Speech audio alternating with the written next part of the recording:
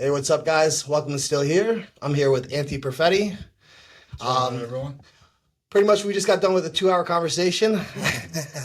I do appreciate it, bro. Absolutely. I've known Anthony for about 4 years now. Started coaching Anthony about 4 years ago. Pretty much, we just caught up on life. I mean, fuck, man, that was a great conversation. I mean, shit, just talk about life. Great precursor. Literally. Talk about fluffing me up a little bit. So Anthony pretty much has been my client for about 4 years, became a brother to me about 2 years ago. He showed me who he really was. Showed me it was savage, but also a fucking teddy bear. To people he likes. Fair point. To people he likes is very limited, but but yeah, man, I appreciate you coming on the show. I appreciate you having me. You were always going to be my first guest. I appreciate that. I don't think many people understand the trials and tribulations you've been through. Right. You're somebody that keeps it a lot to yourself. Yeah, I'm not a big sharer. No, and again, from the bottom of my heart, thank you. Thank you for opening up. Thank you for, showing people what you go through. Yeah. And talking about what you go through. Pretty much, Anthony came to me 4 years ago, wanted to get in shape, and pretty much, shit, how many shows are we in now? 2 shows down. 2 shows down, prepping them pretty much in off season now. Yep. Getting ready to, doing amazing, honestly, bro. Thank you. I mean, it's pretty impressive with the elements that you do have. Right. Do you want to?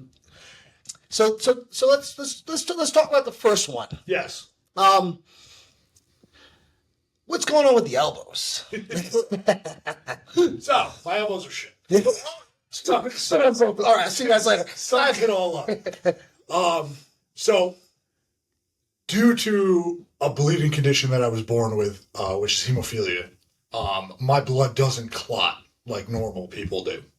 So, the internal bleeding that I can experience is equivalent to someone getting in a car accident at about 35 miles per hour. Holy shit. So, but I can get that at any time. You'd actually need to get into that car accident. I can spontaneously start bleeding, or I run into a door frame and I start bleeding. Like, I remember it was probably maybe 2 or 3 years ago. I remember you had said, like, it was funny because I'm like, hey, Ant, you doing your cardio? He goes, I would, Tom, but my glute's internally bleeding. Yeah. And I was like, wait, what? Because he never ever really kind of explained anything to me. It was kind of just like one of those things we kind of figured out together. Right. And I kind of went through coaching you just on the whim in the sense of like, all right, bro, you give me your limitations, you tell me what they are, and we kind of go from there. yeah. I remember you were working out at it was War Room actually, and you're like, yeah, Tommy, you want to see a picture? And guys, this thing was fucking bruised up and down his whole leg, his ass. What'd you do? Partially tear your glute? Was it? So, another wonderful feature of my condition. You don't actually, so with my level of severity with my condition, you don't need a trauma incident, is what they call it. So, you might be walking down the street, your muscle moves differently, you break a blood vessel. Even minor. You would never notice. Yeah. It happens in your body naturally heals, you move about your day. When that happens to me, I don't actually stop bleeding.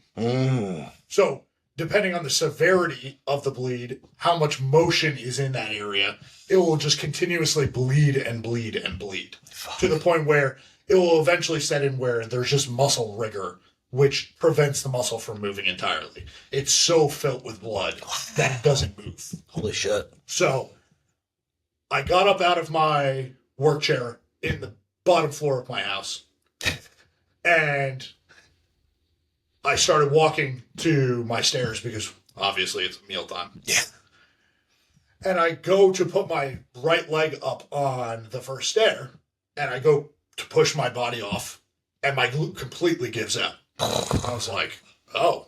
I was like, well, that's never happened before. I was like, It's like, whatever. These things happen to me all the time. I was going to ask you, so is that kind of just something that you're so numb to at this point? Yeah. So I'm thinking, No big deal. Mm. Start walking up the stairs, and I was like, it feels a little bit. Maybe it's slightly less of a big deal. Whatever. I need my food. Leave me alone. Get to the top of the stairs, eat my meal, go back downstairs, start working again. Within a few hours, I'm like, okay, I can still feel it. I'm supposed to hit legs tonight. You know what? I'm going to hit shoulders. It's fine. At least I get a workout in. So, get ready. Go to the gym. I had gotten the medication that I used to be able to actually clot the prior day. Now, is that orally? Is that injectable? It's injectable, so it's an intravenous injection. So I used to have a portacath. I remember that. Had a IV that went directly into the main artery of my heart. Wow. But I wasn't able to access it on my own, so I was always reliant on someone to do the infusion for me. Gotcha. So when that failed and I got it removed, I decided to just go to an intravenous injection that I could do myself. It gave me a little bit more control. Yeah. It changed the whole look too. Yes, I mean, completely. because I remember you sending me updates, and I didn't really know what it was. But I remember you were like, "I'm getting it taken out," and not night and day difference. Yes, So that had been in since I was 9. I got it out 2 years ago, maybe 3 years ago. Yeah. So it was in there for a good 20 years. Wow, dude. So we're talking technology has advanced much further since then. Yeah. So they're much smaller now. Yeah. That was the largest one they had at the time for an adult that they implanted in a 9-year-old because they were like, oh, well, it's going to be in for the next 10 years. We need to make sure that it's going to be large enough for him to access when he's an adult. I hadn't even been through puberty yet, so they were like, just oversize it instead of undersize it. Wow. So let me ask you a question. Were you able to play sports when you were younger? No. So sports are a huge no-no for basically anyone that has hemophilia. Gotcha. So contact sports completely out. Yeah. Stuff like basketball and those types of sports, soccer and such, they're out because jumping can affect the ankles, the knees, any type of injury like that. So I had an option of golf. Yeah.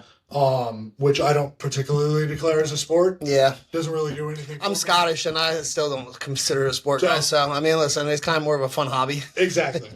Not a sport in my eyes. Was never interested. I was like, you know what, I'm fine. Yeah. So they at that time when I was a kid, they were like, oh well, you can work out. You can lift weights. Wow. And I was like, okay. You have to be very consistent with your medication.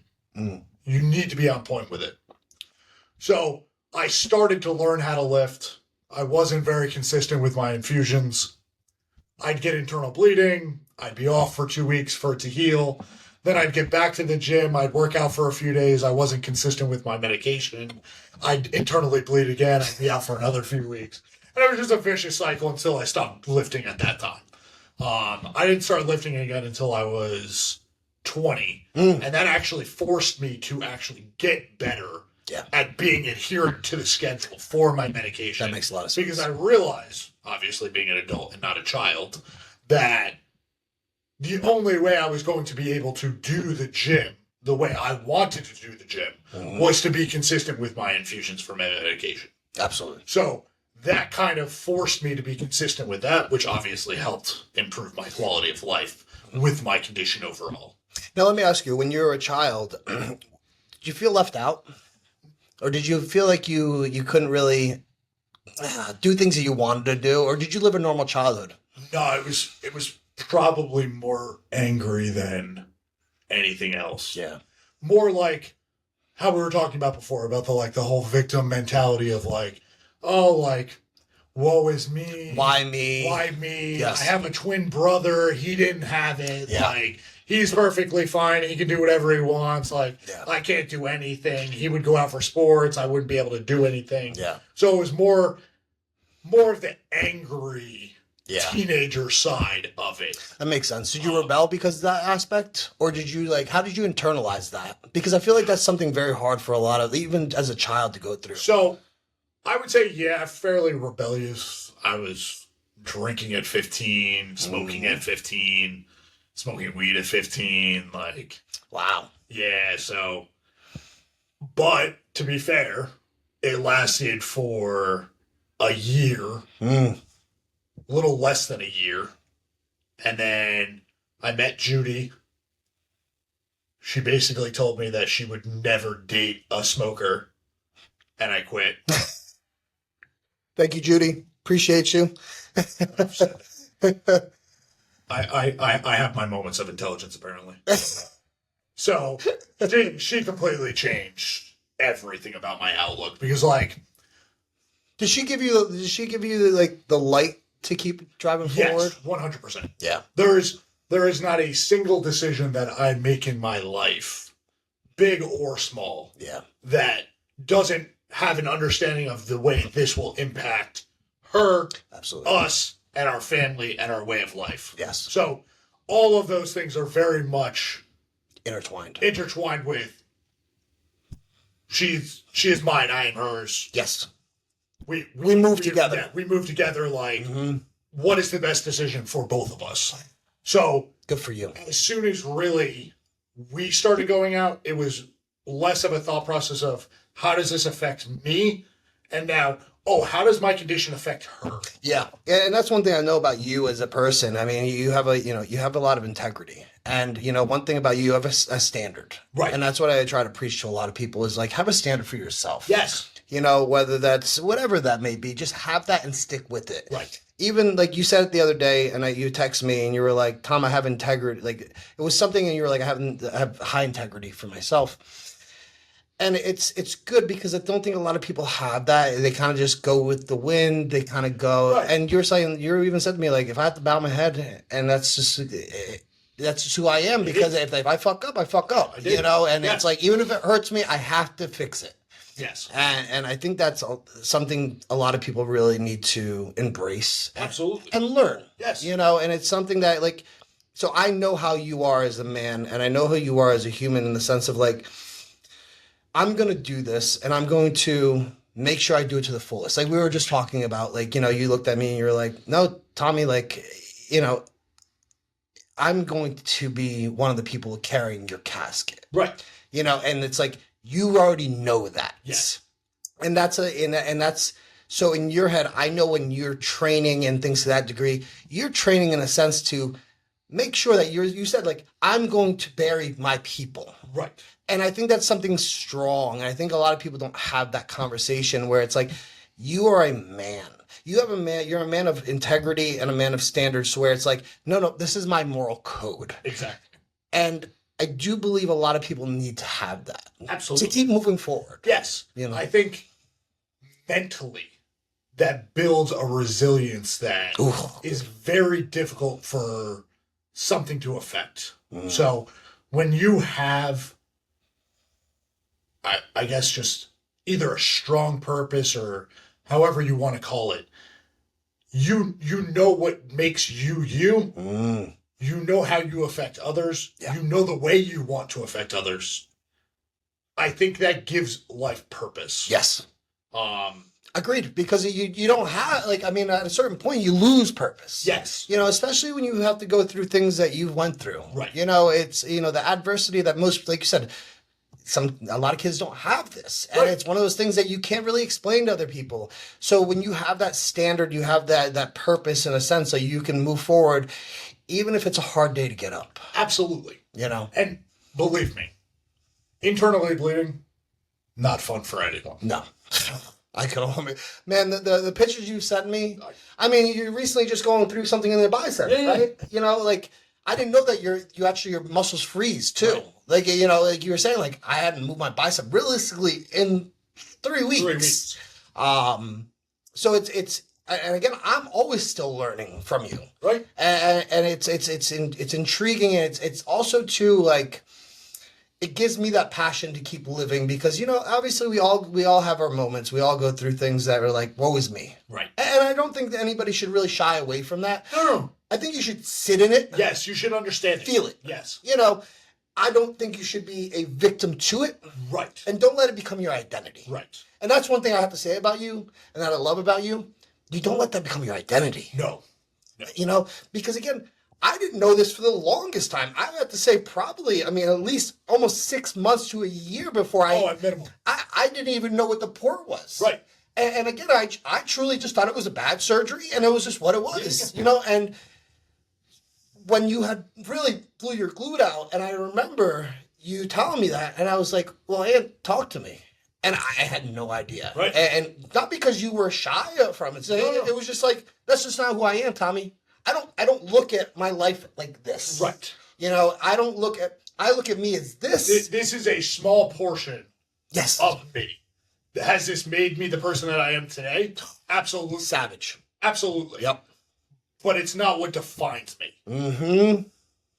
When I had that internal bleeding in my glute was about 3 times the normal size on that glute side.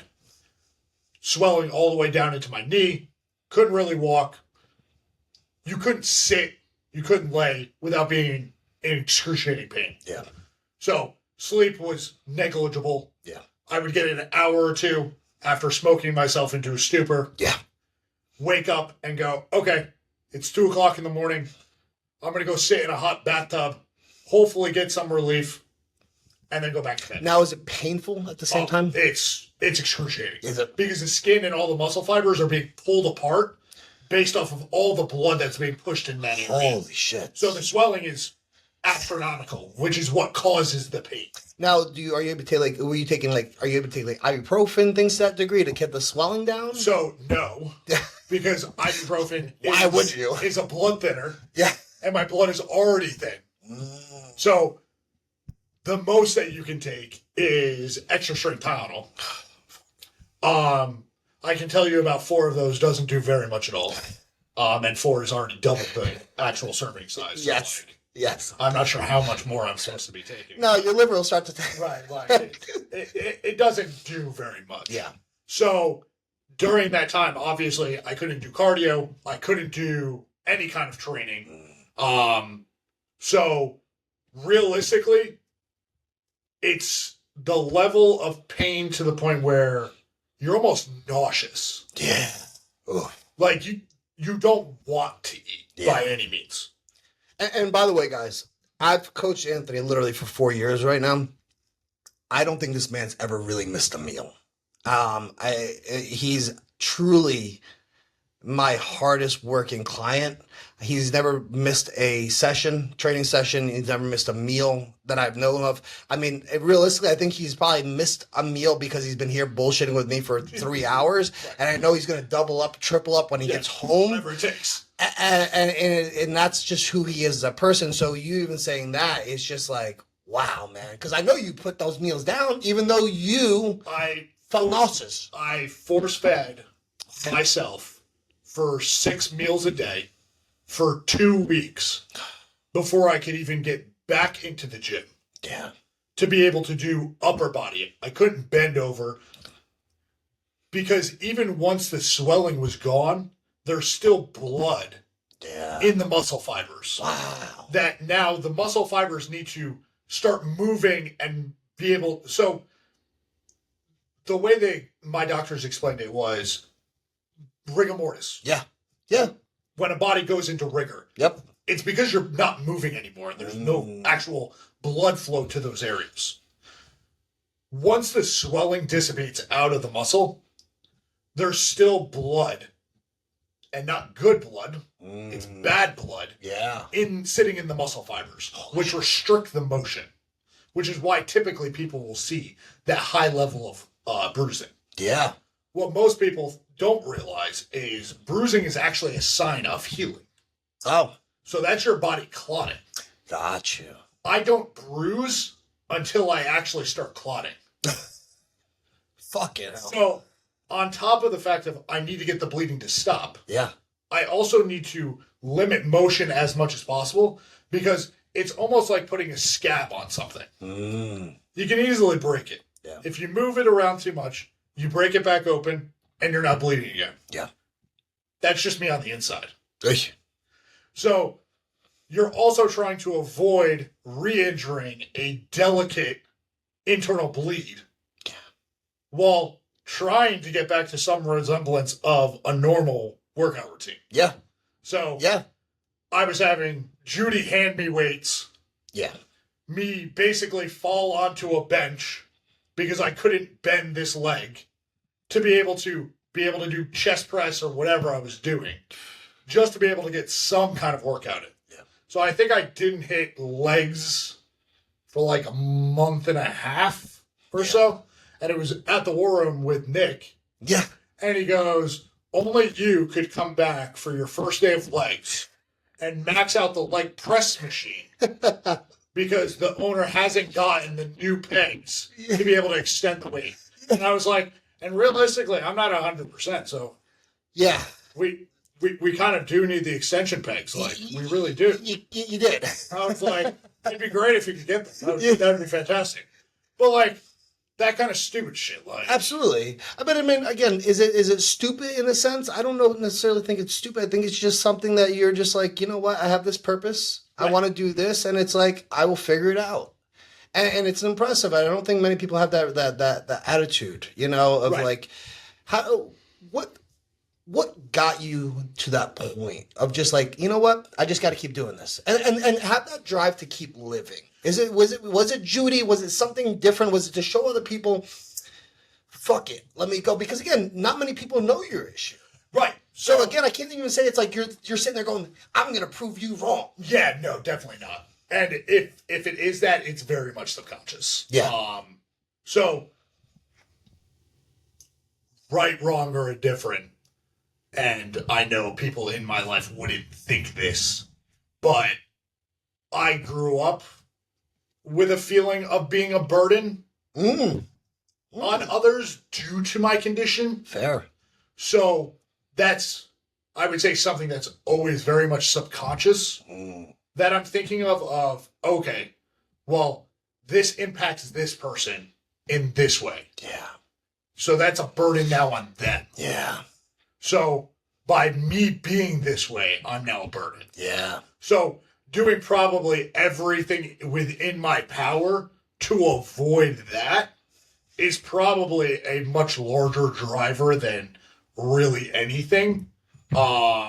Yeah, because you're a very self-sufficient person. I mean, that's Yes. one thing about you, and I can definitely say that. You really don't want that extra help if you don't need it. I don't like relying on anyone for anything, and Judy will be the first person to tell you that. Oh, she's told me. She's told me. She goes, this motherfucker doesn't, like, No, he won't ask for help. I have to literally do it. do it, yes. You know? Yes.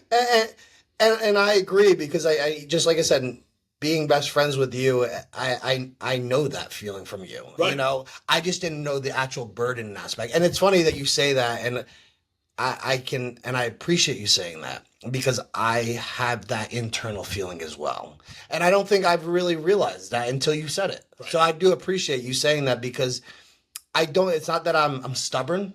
Stubborn is not it. And I know that you could probably agree with that. It's more of the fact of like, I'm going to do everything that I can do until I can't. Yes. And I do remember having that conversation with Judy, and she goes, no, I have to literally go do it for him because he won't ask. And it's not because you're being stubborn. No.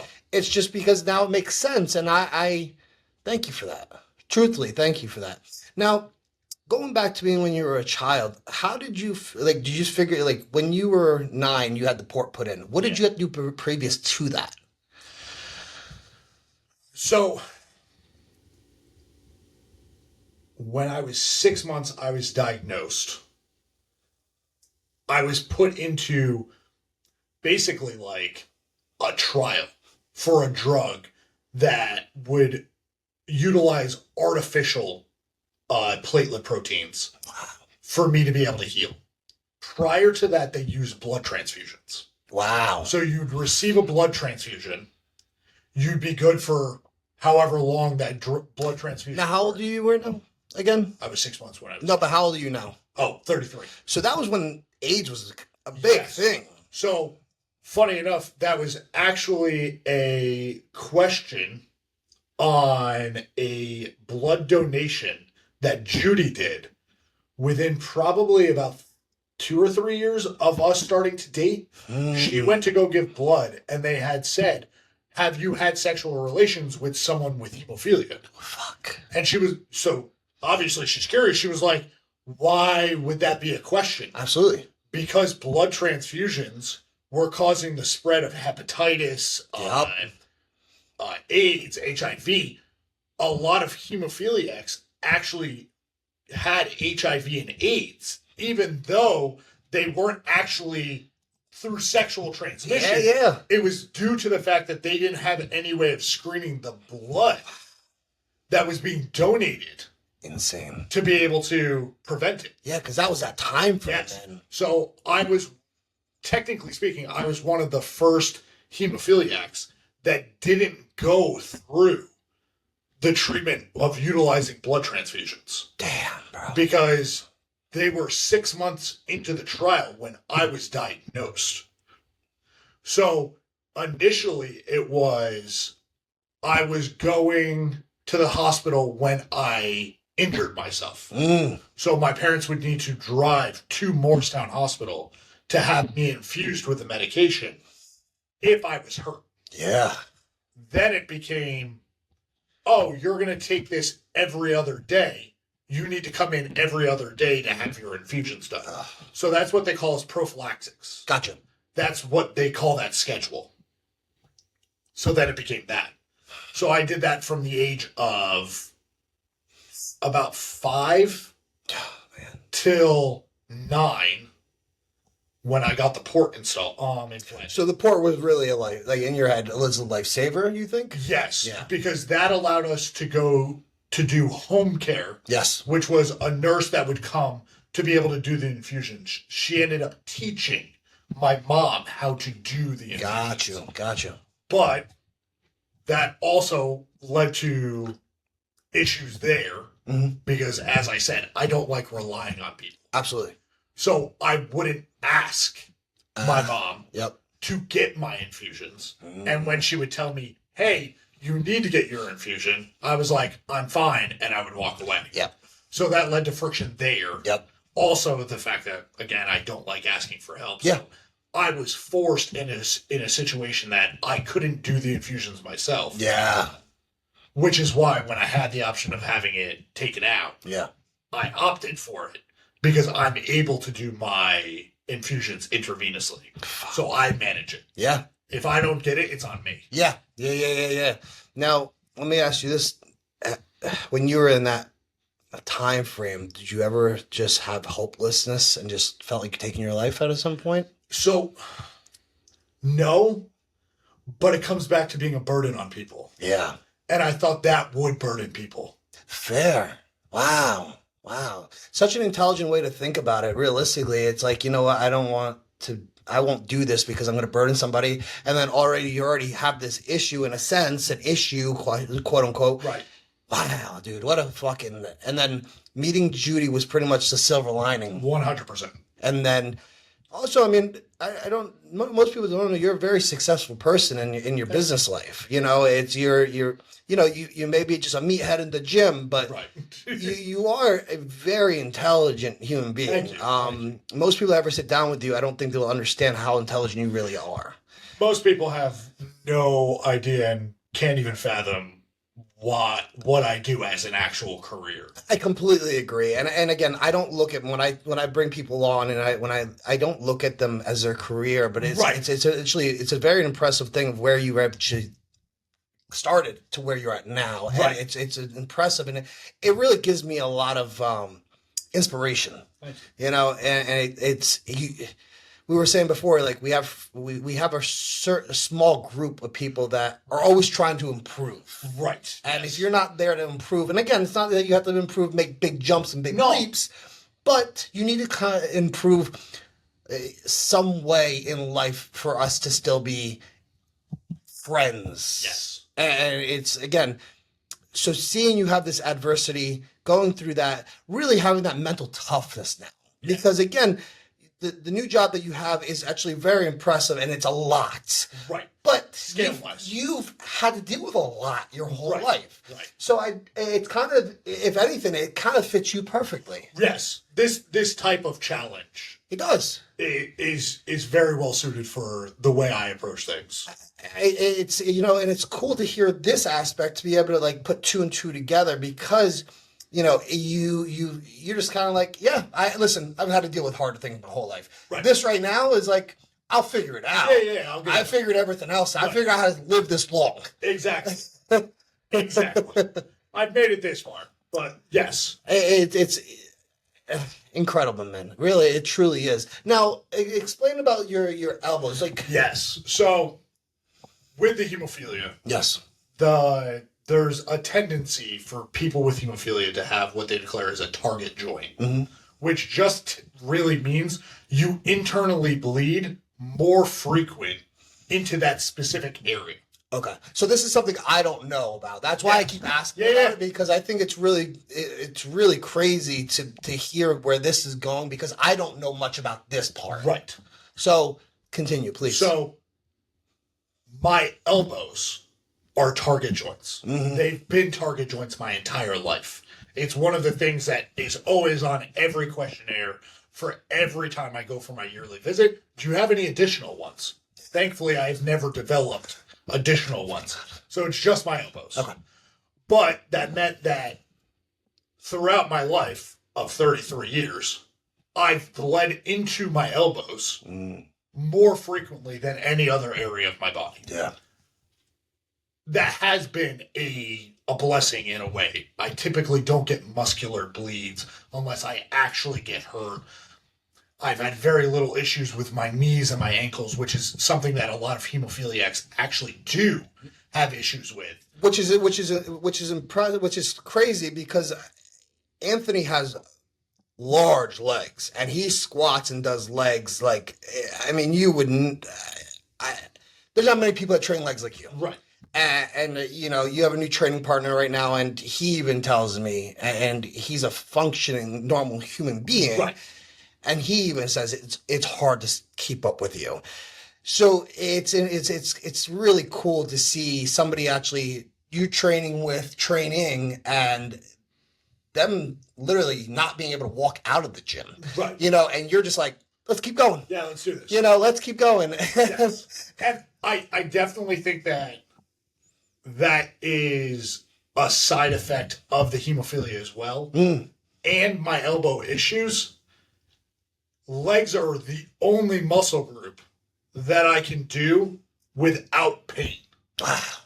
Fuck, dude. So when my elbows were really bad, I would do 3 leg days a week. Yeah. Which is why when I came to you and you were like, oh, okay, so you have a lower body, but you have no upper body. I was like, yes. And you made me feel better by saying, well, I'd rather build an upper body than a lower body. I was like, well, you haven't seen the challenges that I'm going to experience, but yes, I agree. Let's get to work. So legs was the only thing that I could do without a level of pain. Gotcha. Most people, when they see me in the gym or whatever, they don't assume I'm in pain. Yeah, I completely agree. But to be fair, my elbows are at a point now that there's always some level of pain. Yeah.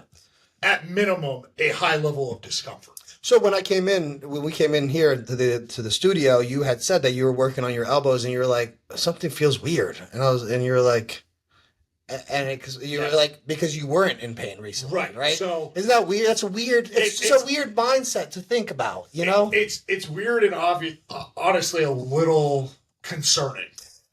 So I recently got injectable BPC 157 and injectable TB 500 through my HRT company, and I was sitting at my desk at work after the second or third shot. And I had done the shot directly into my forearm where I typically experience the pain. Yeah. And I was sitting there and I was like, something's off. Something's wrong. I don't know what it is. Something's off. So I'm like, looking at the screen. I'm going through all my files. I was like, get it. I was like, it feels, what is it? And I moving my mouse around, and I was like, oh, my elbow doesn't hurt. The strangeness of no pain Yeah. made me think that there was something wrong. Yeah. Yeah. Wow. Because that's like a constant state for me. Yep. Yep. So the fact that I was not in my constant state, whether good or bad, was confusing. Absolutely. So I'm almost always in some level of pain or discomfort. Yeah. An increased level of pain and discomfort while I'm doing anything with an upper body workout. Yep. It's really just, it needs to get done. Yep. I have goals to achieve. So I'm going to move the weight regardless on if it hurts or not. Yeah. Or if it's a partial range of motion for some people and a full range of motion for others. Like, Yeah. You don't make an excuse. One thing I love about you, you don't make an excuse. No. You've never made an excuse ever. I mean, I can really sit here, and before this interview, I went back into our first, pretty much our interactions, and where we're at now. It's just like, you really haven't ever made really an excuse. I mean, I remember you saying to me, like, Tommy, I can't do stairs, but I'm going to walk incline. And I go, well, what's up? And you're like, I think it was like your calf or something. And I was like, no, Aunt, just take a break. No, I can't. But you're okay? Yeah, I'll be fine. And it was just, again, it's a mindset that I don't think many people have. And it's powerful, man. It's really powerful. And like you said, like, you're always in pain. So when you don't feel that pain, it's weird. Right. And you're like, something's wrong now. Something's wrong. And it's like, no, everything's good. Right. No, and what are excuses going to get you? I agree with you. Does it get you closer to your goal? No. And it's, I always say it's kind of like crying wolf all the time. And it's not that there's nothing wrong. It's but nobody's going to help you. No one. It's like, what more can anybody really do? And I can really relate with that. It's like, one of my employees said to me, he goes, I remember coming into the shop and I was already like, I was mad, and he's like, but I thought your stump was good. I looked at him, I go, my fucking stump hurts 24/7. I said, I just don't complain about it. Right. Because there's nothing you're going to do. Nothing you can do. I don't need to burden you with my complaints that nobody's going to fix. Right. And yes, when it gets to that point where I'm now mad, yes, I will say something about it. Yes. So I'm sure that's the same for you. Yes. Where it's like, wow, this really fucking sucks Yeah, now. it's fucking bullshit. It's like, it was at a 4 all the time, but now it's an 8. Yes, exactly. Yeah. Which is my elbow for the last 3 weeks that I've been having issues with it. And the bicep has decided that it's no longer going to move. Thank you, Ish, by fixing him. Yes, thank you. But, like, what is providing an excuse to anyone going to do? Yeah. Which is why I always think it's funny when people go, oh, I could never do what you do. And I was like, no. I was like, not only could you do what I do, you could do it so much better. Yeah. Because you have no limitations. Yeah. I was like, if your shoulder hurts one day, go hit a different muscle group. Yeah. It's not a big deal. Yeah. Keep moving towards your goal. I was like, you saying that you could never do what I do is only hurting you. Completely agree. Because there's nothing that I do in my daily life that someone else can't do. Yep. I refuse to not be consistent. Yeah. Absolutely. And I refuse to stand still. Yeah. I will always continue to push forward. Mm-hmm. That's probably a big portion of just what makes up who I am. Yeah. And whether that be the hemophilia related or something else that's happened in my life. I'm sure it's helped too. I'm sure it's a good portion of why you are where you are and who you are. 100%. And I, you recently started coaching probably about a year in now, coaching nutrition plus workouts and things to that degree. And it's good, and I think the reason why I say it's good is because there's no excuse for anybody else. No. And listen, if you have an issue, let's talk about it. Yes. I'm sure we can figure out another way, whether it's mental, whether it's physical, because the only boundary truly is your mindset. Yes. And seeing the person you are. And that's why I think you being an actual coach is a good thing, because you're not just somebody that's going, well, you got to do this diet, you got to train like this. It's like, if you have an issue, let's figure it out. Yes. Because I've been able to do this with this amount of limitations. Exactly. So you're not so much just even teaching them how to eat right and train right, but you're also strengthening their mindset. Absolutely. You know? And it's part of my onboarding and my questionnaire portion of is there anything that we need to work around? Yeah. Is there any issues? Because realistically speaking, anything is better than nothing. Yes. So whatever we're able to accomplish is more than you would have been able to accomplish before. Yep. So let's understand your limitations and then go from there. I had someone that if their blood pressure went up, they could, I think it was, no, their blood pressure would drop if they stood up too quickly. Gotcha. We tailored the workouts to be machine driven. Beautiful. Because it reduced the risk that they would potentially experience from that side effect of what they deal with on a regular basis. Yeah. If I had said, oh, okay, well, I don't know how to program like that, I wouldn't be a very good coach. Well, you know, and that's also, too, you're putting a limitation on what they're thinking now. Right. You know, because you're kind of almost pussyfooting around it in a sense. You know, you're not giving them that that you can do it attitude. It's possible. It is. Anything is possible. It truly is. And I, you know, with my issues, with your issues, I think that's one thing I'm blessed with is being able to coach you.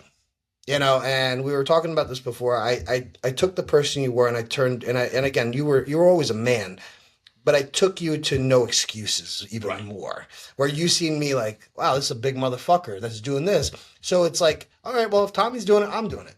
And I think that with the universe, God, whatever anybody believes in, there's a reason why we met, and there's a reason why 100%. We've gotten so close. And the amount of respect I have for you, and I had said this before, I don't have much more respect. You are the man, the person that I have the most respect for.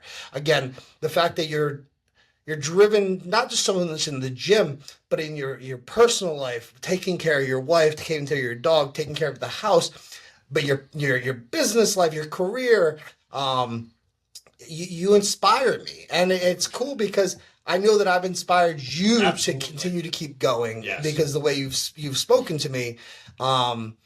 So it kind of feeds off of each other. Absolutely. You know, and both of us, we're not narcissists. We're not here. We're not stuck in our own dick. We're not, but you know, sometimes it's good to take a step back and like go, great job, bro. Yeah. Great job. Absolutely. You know, final thoughts. You have anything you want to tell the people? Like, you know, you know what? We had this, there's a good dude named Rudy. He had posted something today. What's your dash? What do you want to, what's your purpose here on earth? So, love it. I posted it today. I want to help people achieve their goals. So, if you have an initiative, if you have a drive, if I can help, I'm there for you. Yeah. All I need to see is effort. Yeah. If you're willing to put forth that effort, I'm willing to give you 100%. Absolutely. Whatever that might be. You need help? I'm here for it. Yeah. I love helping people. Yeah. Anyone that's seen me in the gym, I completely agree. Can definitely tell you that I walk up to complete strangers and go, hey, I watched you looking around. Do you need help with this machine? I know how it works. Yeah. Or, hey, if you do this slight tweak, you can get a little bit more out of your lift. Yeah. Oh, if you do this movement instead of this movement, you'll get a little bit more engagement of your muscle here. Yeah. Oh, I know your goal is this. Are you doing this, and this? It's fun. It's funny. I go now. Anthony is he's becoming a well-known coach. So now he sees when I walk into a gym, he never understood why I moved from certain gyms. And now he realizes when he goes to the gym, and again, we love it. It's never like, oh, people are talking to us. It's just that we like to give people time. And when you give somebody 2 minutes, 5 minutes, 3 minutes, by the time you get into your actual workout, and again, we're not complaining. It's never a complaint. I honestly, if it's like waking up to no text messages. If I wake up to no text messages, ooh, there's a problem. So if I walk into the gym and nobody wants to talk, Right. there's a problem. Right. And again, it's never that, but it's funny now you get to be on that side of the coin. I most certainly understand why you jump from gym to gym, because I used to avoid talking to you at the gym because I would watch how many people came up to you, and I'd be like, "Hey, bro, I'm here if you need anything. I'm gonna be at the machine." I'd always tell him, like, give me 1 hour. Yeah, like, this man just needs to get a workout in, and he needs to go about his day. It's Saturday. It's 90 degrees outside. This is a very small portion of his day. I'll talk to him later. He's got too much shit. But yes, no, I definitely understand. And again, to reiterate, I love talking to people. Absolutely agree. I love helping people. Yes. Yeah. That is not what I'm saying. No, exactly. It's not saying don't talk to me. Right. No. Absolutely. No. It's actually. I'm absolutely always here if anyone has questions. Yeah. It's just it's a passion. Absolutely. But yes, it will definitely impact a workout here. 100%. Because I can easily get in a 20-minute conversation about why this rice grain versus this rice grain versus potatoes versus, like an all beef diet versus an all chicken diet. Like, I hate chicken. Like, I hate chicken. I hate chicken. It is what it is. But like, it is a passion. It is. It definitely is, man. And Anthony, I'm going to wrap this up. I do appreciate you coming on the show. Thank you for having me. I appreciate being my first interview. It felt so natural. Oh, it was so easy. And so easy. It was like the last 2 hours of my I was just going to say, like, it's just another hour on top of it. literally. This was great, man. Thank you so much. And I can't wait to get this episode out, get people to watch it. And, just push themselves to the limit, Absolutely, bro. Thanks so much, bro. Thank you, Appreciate it, bro.